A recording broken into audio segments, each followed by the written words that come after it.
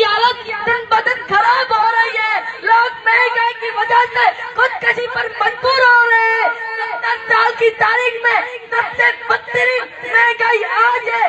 خان صاحب مزدور سارا دن مزدور کر کے 600 روپے کماتا ہے، لیکن 20 کلو آٹے کی قیمت 1100 پہنچ گئی. 300 روپے سے 200 روپے تک، چینی 45 روپے سے 75 روپے تک، بجلی جب 5 روپے یونٹ تھا تو خان صاحب تم اپنا بل چلایا تھا، تم نے دل نافرمانی کا اعلان کیا تھا.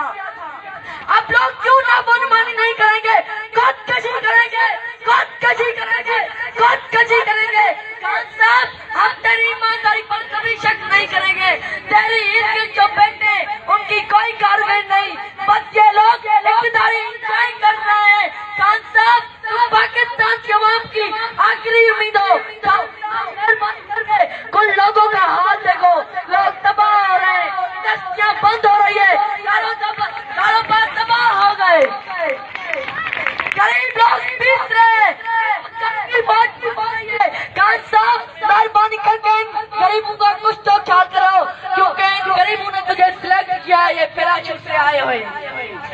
آخر میں خان صاحب کے لیے میں اشارہ کرنا چاہوں گا، نہ کوئی انصاف ہے، نہ کوئی زور و بازو، نہ کوئی انصاف ہے، نہ کوئی زور و بازو.